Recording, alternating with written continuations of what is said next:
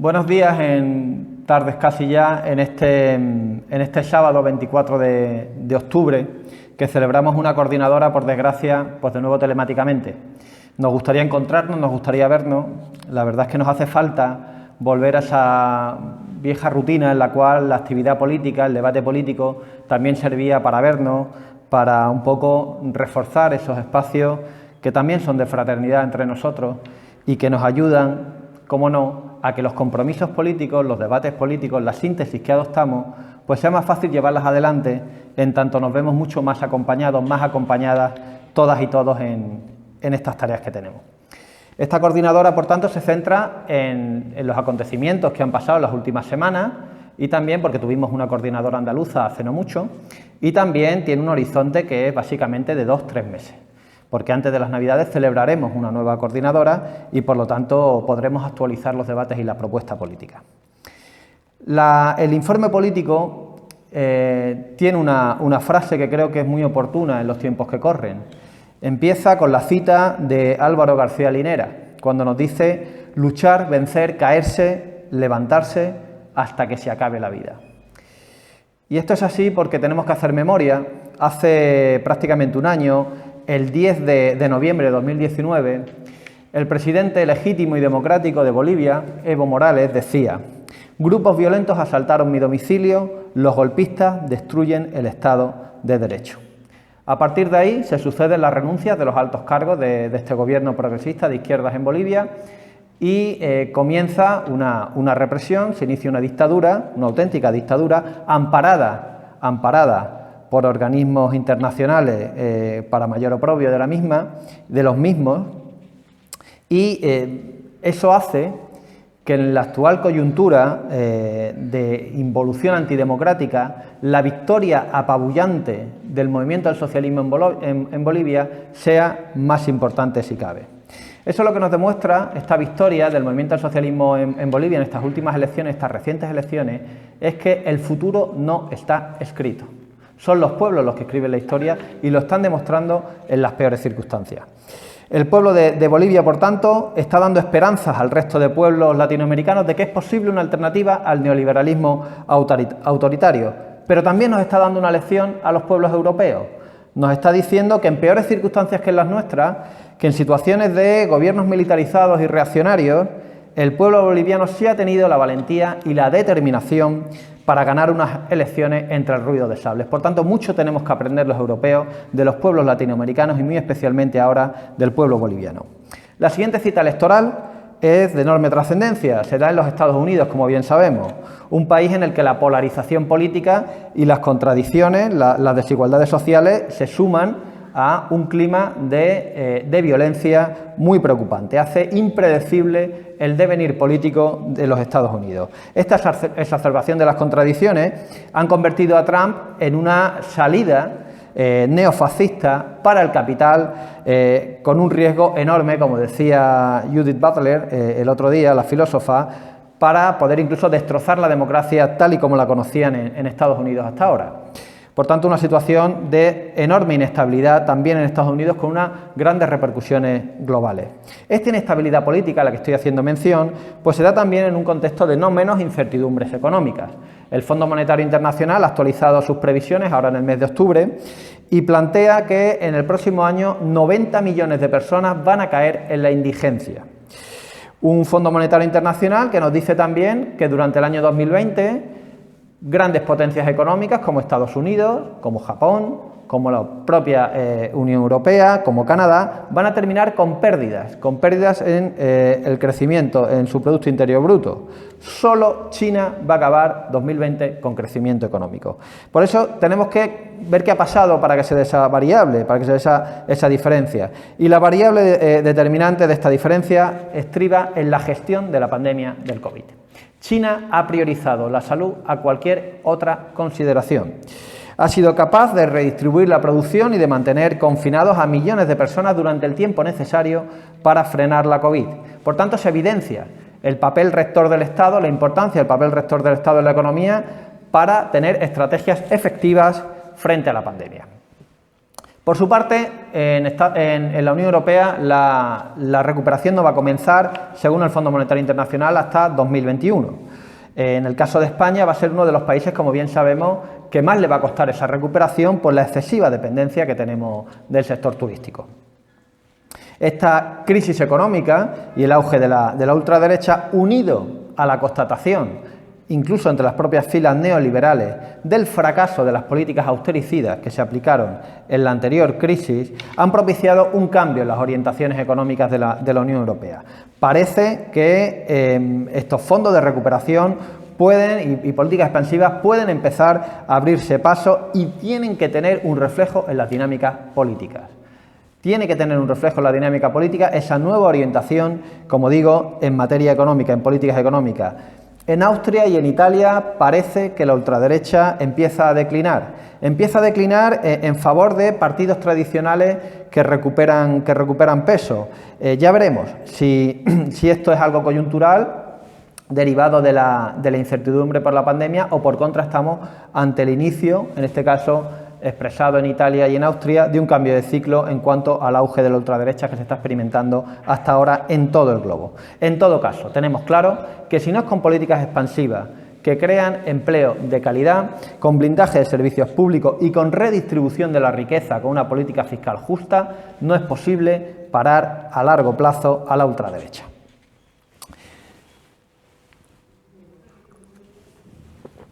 Entro a continuación en el contexto nacional, un contexto nacional que podríamos caracterizar como España, la derecha a lomos de la pandemia contra el Gobierno central. Porque la crisis política no mengua en España. Antes, al contrario, las derechas reaccionarias mantienen una crispación política que impide afrontar debates de país que ya son impostergables porque está la crisis asolando los cimientos, la crisis política, los cimientos del régimen del 78 y también la crisis económica, la cohesión social, el desarrollo económico de nuestro país.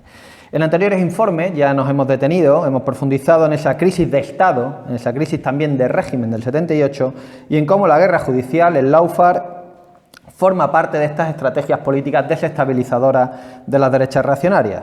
No es casualidad el bloqueo en la renovación del Consejo General del Poder Judicial, ni tampoco esos pronunciamientos críticos de parte de la Judicatura contra la propuesta de modificación de esta renovación, esta propuesta de ley para su renovación, en caso de que persista el bloqueo del Partido Popular. Y esto es así porque la reacción hace política en el Parlamento, pero también hace política desde las instituciones del Estado, en este caso desde la Judicatura. Esto es un síntoma inequívoco de que la crisis política en nuestro país continúa y de que el papel de Unidas Podemos es crucial para el avance democrático, y así que se pongan tan nerviosos los reaccionarios. Sobre otra de las fracturas del régimen del 78, en este caso el modelo territorial, el Estado de las Autonomías, y también esa contradicción entre centro y periferia que provoca esa España vaciada, se está desarrollando otra estrategia de confrontación reaccionaria, que es el que se llama el procesismo madrileño. El ataque de Ayuso contra el Gobierno central por el estado de alarma engloba varias cuestiones a considerar. En primer término, la línea trampista del Partido Popular de Casado, el cual no tiene reparos en servirse de la gestión de la pandemia para debilitar al Gobierno central, aun poniendo en riesgo la salud de la ciudadanía. Están anteponiendo el deterioro del Gobierno central, aunque eso pueda suponer más contagios, más víctimas, incluso más muertes. El tono moderado del otro día de Casado en la moción de censura fracasada de Abascal no cambia esta estrategia trampista de Ayuso ni de Casado. Están firmemente vinculadas a la misma. En segundo término, este procesismo madrileño también expresa otra cosa, esa utilización de la institución autonómica para victimizar a la región y establecer dualidades conflictivas, algo que ya hemos visto ya conocido en el conflicto catalán. Y en tercer término, el procesismo madrileño también expresa esos intereses de la élite madrileña ligada al gobierno Ayuso, que se sirven de una dinámica de absorción de inversiones y recursos en perjuicio de las periferias del país. Tengamos en cuenta que Madrid concentra la mayoría de las instituciones atrae inversiones, innovación, infraestructura y capital humano por su posición privilegiada y por el tratamiento privilegiado que recibe. Recordemos el dumping fiscal al que nos vemos el resto sometidos por culpa de esas políticas fiscales de la Comunidad de Madrid. Y esto está haciendo que, pues bueno, pues el resto se desposea de recursos al resto de territorios. Estos activos no llegan al resto de territorios porque se concentran en Madrid. Madrid lleva 20 años liderando el crecimiento del PIB, muy por encima, y está muy por encima en ese índice regional de competitividad. Las consecuencias las conocemos muy bien. Por una parte, aumento de las desigualdades en Madrid y aumento de las desigualdades territoriales entre Madrid y el resto de territorios, con ese fenómeno de la España vaciada al que tanto hacemos mención.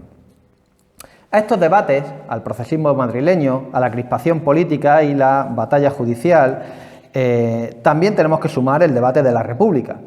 Qué duda cabe que a este debate que tenemos encima de la mesa pues ha contribuido esa escandalosa huida del rey emérito, como no, la extralimitación de Felipe VI en sus funciones constitucionales y también la encuesta que han realizado diversos medios de comunicación y que ha arrojado unas cifras pues, que ciertamente plantean un escenario donde la República tiene un horizonte posible. Sin entrar, no obstante, en un análisis exhaustivo de la misma, sí creo que corresponde contemplar dos cosas.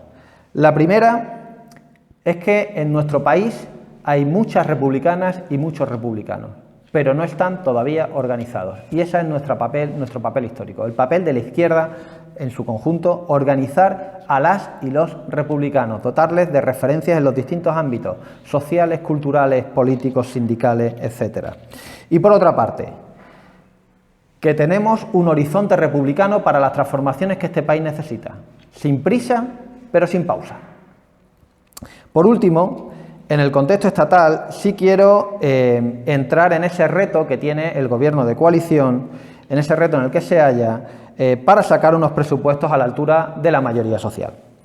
La prioridad de estos presupuestos ha de ser proteger a las familias trabajadoras y sectores vulnerables, reactivar la economía y poner las bases para un cambio de modelo productivo.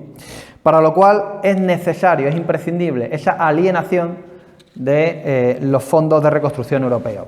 Unos presupuestos que tienen que ser valientes y que necesitan partir fundamentalmente del consenso de las fuerzas progresistas y soberanistas de la moción de censura. Ahí tiene que empezar el consenso, antes que del acuerdo con fuerzas neoliberales que pueden frustrar el impulso a las políticas expansivas que necesita nuestra economía. Muchos sectores económicos están necesitados de unos presupuestos expansivos. Muchos sectores económicos en nuestro país, como bien sabemos, están en crisis, pero yo quiero destacar el sector de la cultura. Y quiero destacar el sector de la cultura por las movilizaciones que han protagonizado en las últimas semanas, porque es un sector que suele estar, podemos decir, el último de la cola en las atenciones de las políticas públicas, económicas, y porque no se nos puede olvidar que emplea a más de 720.000 personas en nuestro país. Por tanto, estamos en una coyuntura histórica de tiempos cruciales. Vivimos tiempos cruciales. España va a obtener 140.000 millones, 72.700 millones, en este caso en ayudas directas no reembolsables, en un paquete de ayudas financiado con deuda conjunta en la Unión Europea. Tiempos cruciales.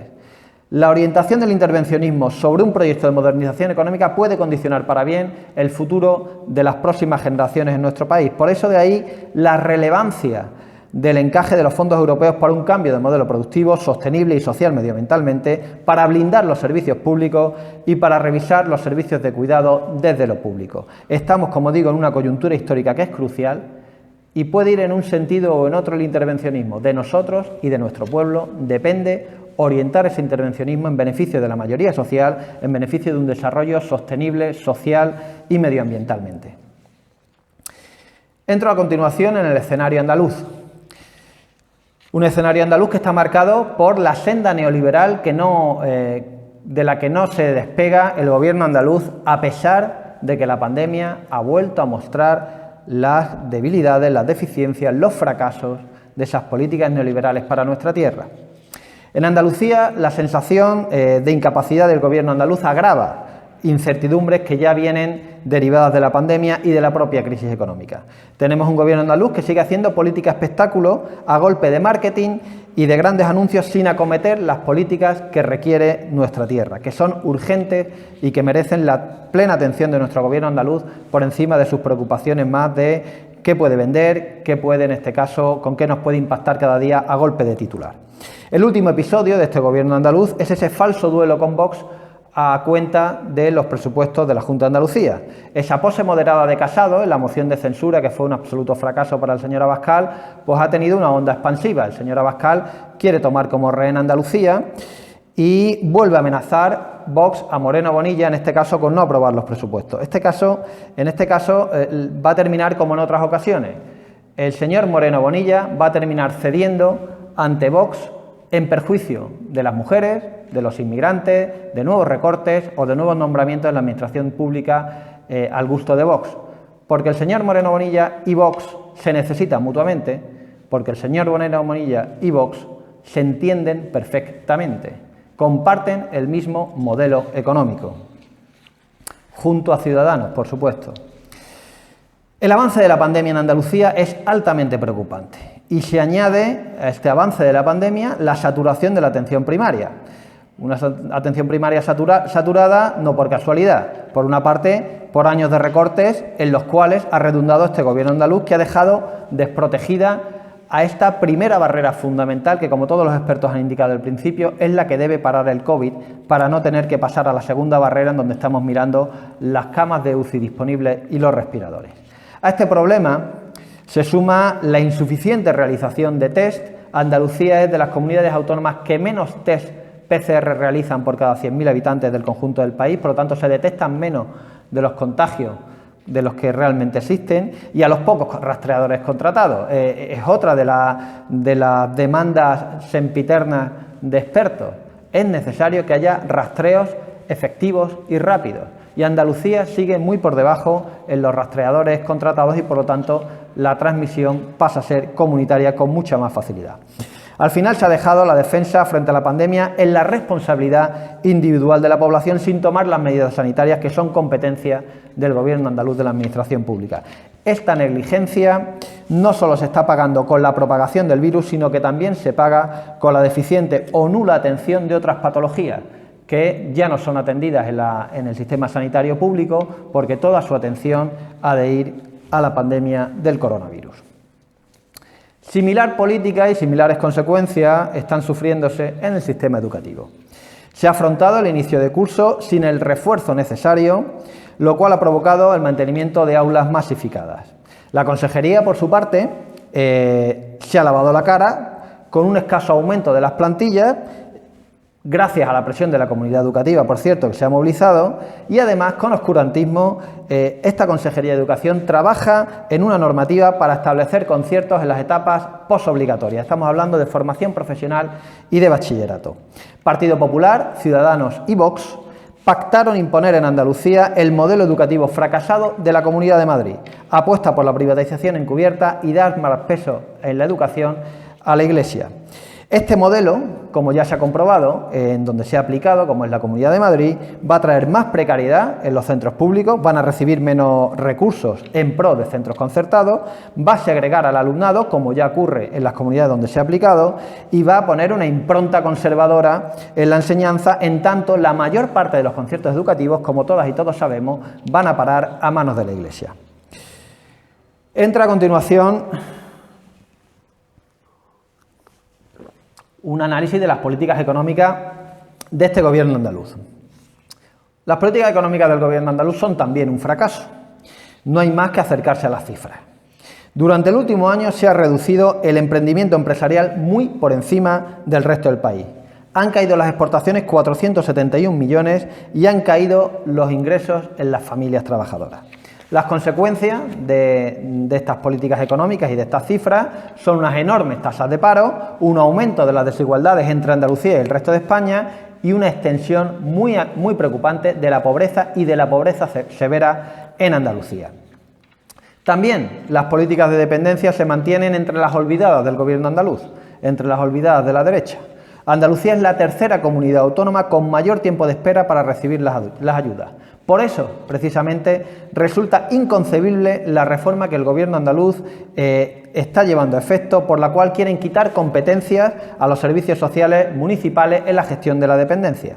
Muy al contrario, lo que se necesita es la implicación de los ayuntamientos, que son los que están y han estado siempre en primera línea, una agilización de los trámites burocráticos y, cómo no, una financiación suficiente para la dependencia.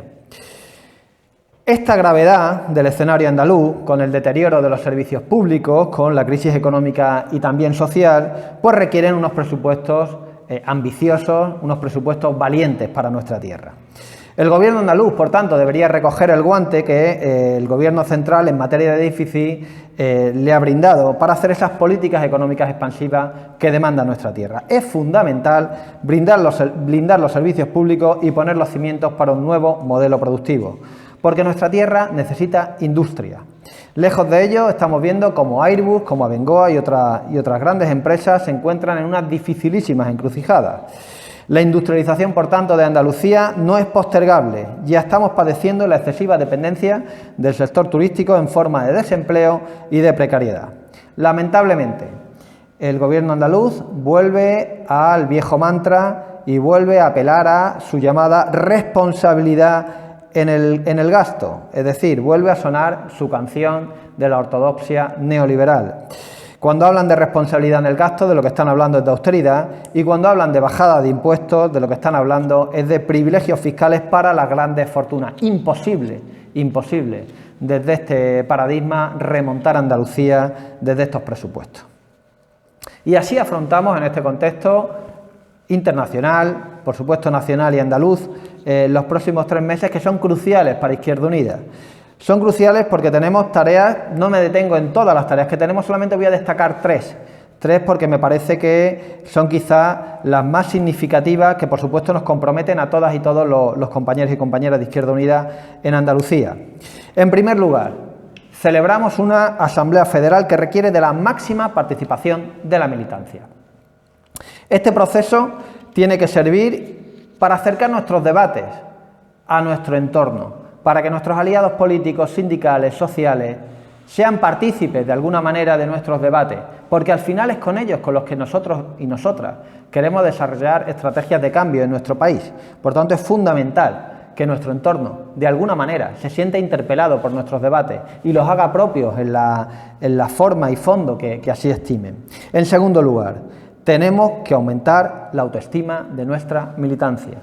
Somos lo que vale nuestra militancia. Izquierda Unida es su militancia. Y lo que Izquierda Unida puede aportar al pueblo andaluz y al pueblo español es fundamentalmente el compromiso de su militancia. Históricamente y en el presente es clave para poder dar alternativas, dar horizontes y construir esperanza. Y para defender en el día a día esa cotidianidad tan difícil en este escenario neoliberal. Pero no solo eso, no solo para acercar el debate a nuestro entorno, no solo para aumentar la autoestima de nuestra militancia, también tiene que ser para que demos respuestas a la mayoría social que queremos representar. Esta Asamblea Federal tiene que servir para que nuestro debate no sea un debate que hable solo de nosotros y de nuestro ombligo, sino muy mucho de lo que a la gente le preocupa y de cuáles son las hojas de ruta, cuáles son las propuestas, cuáles son los horizontes esperanzadores de cambio para nuestro país. Tenemos que hacer una asamblea que le sirva a nuestro pueblo. Por eso es tan significativo que todas las estructuras de Izquierda Unida en Andalucía propicien un debate profundo y amplio, donde se ponga el foco fundamentalmente en la necesidad de modernizar el país, en cómo reforzar Izquierda Unida para reforzar Unidas Podemos, en cómo ahondamos en la configuración de Izquierda Unida como movimiento político y social y, cómo no, en dotar de horizonte republicano y socialista a nuestro país. En eso tenemos que poner todo nuestro empeño y creo que va a salir bien porque hay compromiso, hay ganas y hay una organización con un gran bagaje para afrontar el reto que tenemos por delante. En segundo lugar, tenemos que desarrollar en nuestra tierra la campaña Codo con Codo que nuestros compañeros de Unidas Podemos ya llevan adelante en el resto del país. Una campaña para activar a las bases, para conformar espacios de movilización conjuntos y, cómo no, para conectar con nuestras alianzas sociales. Como digo, activar a las bases espacio de movilización conjuntos con Podemos y también conectar con los aliados y aliadas sociales con los que queremos transformar Andalucía. La alianza, por tanto, estratégica entre Izquierda Unida y Podemos se tiene que expresar en un despliegue y arraigo de Unidas Podemos en nuestra tierra. Nuestro electorado y los movimientos sociales demandan espacios de unidad fuertes en el conflicto, pero también llevando propuestas y soluciones a las instituciones.